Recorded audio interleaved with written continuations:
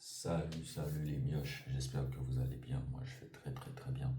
Après cette victoire du Barça 4-2 contre Slavia Prague en Ligue des Champions, septième journée, parce que vous le connaissez, hein, le nerf de la guerre aujourd'hui en Ligue des Champions, c'est finir dans le top 8. Donc j'ai fait mes petits calculs toute la semaine, même depuis une semaine ou deux. J'ai fait mes petits calculs et voilà, il fallait que le Barça gagne ce match avec une différence de but d'au moins 3 et le prochain pareil pour soigner la différence de but qui actuellement était à plus 3 juste avant ce match-là, ce qui est ridicule parce que quand tu marques 14 buts et que tu en encaisses 11, c'est qu'il y a quelque chose qui ne va pas en défense, en 6 matchs en plus. L'idée c'était aujourd'hui de mettre cette histoire à plus 6 et peut-être prochain match le mettre à plus 9 et se dire bah en fait on espère que voilà parce que l'idée c'était que parmi les équipes qui sont devant souvent dans le top 8 t'en as beaucoup qui sont à 2 points de plus que le Barça et qui vont jouer entre eux, c'est ce qu'on s'était dit, ils ont 2 points ou 3 points de plus que le Barça. Au final mes petits calculs c'était forcément il y aura des plaçages à prendre forcément parce que quoi qu'il arrive tout le monde ne peut pas gagner quand vous avez des gros qui jouent entre eux, voilà. Au final, qu'est-ce qui s'est passé? L'Inter a laissé des points, le PSG a laissé des points,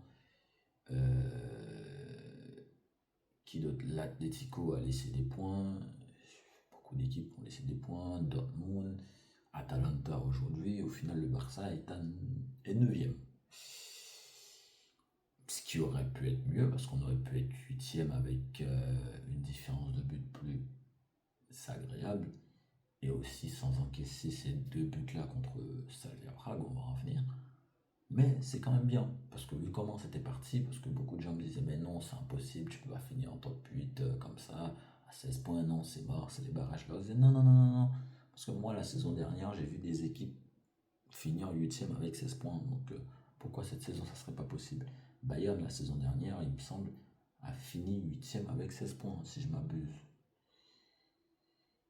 Donc, contre Slavia, très tôt dans le match, but sur corner. Corner tiré d'une manière, je sais pas, je dirais pas que c'est mal tiré, une déviation qui est censée rien porter parce que déjà il y a la déviation parce que c'est mal défendu. Ensuite, la balle qui va vers De Jong et le défenseur, la balle passe entre De Jong et les jambes du défenseur, ou je ne sais pas si la balle, il joue les couilles du mec pour aller dans les buts. Voilà, 1-0. Le Barça, heureusement, l'individualité Firmino aujourd'hui était très très bon. Le Barça égalise vers la 30e et tout de suite après, tu as le deuxième but de Firmine, de frappe magnifique de 1. On se dit magnifique, c'est bien. Sauf que, même pas 2 minutes, corner pour Savia, pareil, une déviation contrée par Lewandowski, but de 2. Là, en fait, tu es fan du Barça, c'est énervant, c'est saoulant. Parce que tu regardes le match, tu regardes l'équipe en face, tu regardes ce qui est proposé en face. C'est un peu comme ce week-end face à la Sociedad. Il n'y a rien qui a été proposé. Tu dis, mais en fait, ce match-là, je mets 2 buts à la mi-temps, mais j'en encaisse 2 par une équipe qui fait un tir cadré. Vous imaginez un tir cadré pour 2 buts. Et le tir cadré, je pense que le tir cadré en question, on parle du premier but, ça me paraît un tir. Le mec, la balle lui vient sur les cacahuètes, quoi. Donc, tu te dis, il y a un problème, il y a un problème. Tu encaisses 2 buts à ce niveau-là, il y a un problème. Koundé à la ramasse, Baldé à la ramasse défensivement, il n'y a rien qui va. 2-2 à la mi-temps. Tu rentres dans les vestiaires, tu reviens. Heureusement que tu es plus fort. Heureusement que même sans Yamal, ou même avec Rooney, qui aujourd'hui n'était pas très dedans, tu es plus fort que cette équipe-là.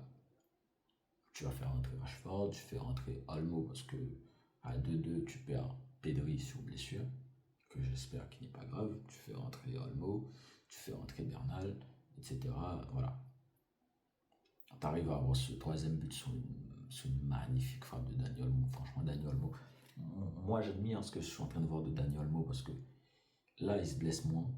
Là, il est plutôt moins utilisé dans un sens où l'entraîneur il fait le truc intelligemment parce qu'il essaie de faire en sorte que ce mec-là, quand il revienne, il ne se blesse plus.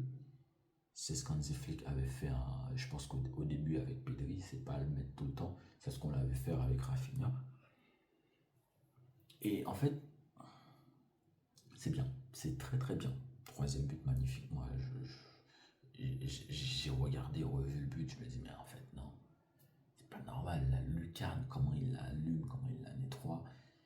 Très bonne entrée en jeu de Marcus Rashford qui fait la passe décisive sur le quatrième, enfin passe décisive sur le quatrième but, le but de Lewandowski. Bien sûr avec une bonne passe dans la profondeur de Baldé qui a fini par faire une bonne action aujourd'hui quand même, faut se le dire. Qui a fini par apporter quelque chose parce que c'est triste au bout d'un moment. Entre Koundé et Baldé, tu sais plus où te mettre.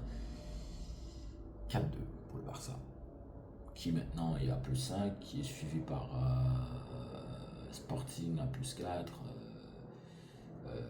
Atalanta à plus 1, Man City à plus 3, qui d'autre Voilà, par ces équipes-là. Parmi les équipes qui ont 13 points. L'Atlético a une différence de but 0, il me semble, ou plus 1. Et bien sûr, qui est précédé par Newcastle qui a plus 10, le PSG a plus 10, en 8e et en 7e et en 6e position. Et bien sûr, Chelsea aussi qui a 13 points, mais a une différence de but plus 6. Ce qui est très jouable pour le Barça parce que le dernier match, tu mets une branlée à l'équipe contre laquelle tu joues parce qu'il faut se rappeler que Chelsea va à Naples qui a l'espoir de jouer les barrages. Le PSG joue Newcastle. Donc, il y a des places à prendre.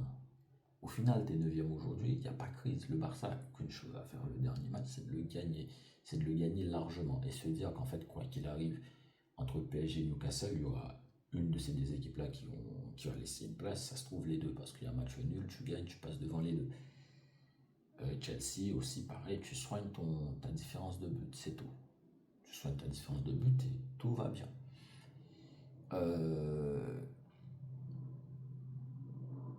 Aujourd'hui, on est dans une situation où on dépend que de nous. Parce que certes, on est 9e, on se dit ouais, mais il faut attendre. Parce que l'avantage aujourd'hui d'être 9e, c'est de voir un PSG qui va affronter Newcastle. C'est-à-dire, tu gardes au minimum ta place, tu fais en sorte de garder ta place au niveau des différences de but. Bah, le PSG ou Newcastle, tu gagnes une place, tu finis 8e, tu rentres dans le top 8.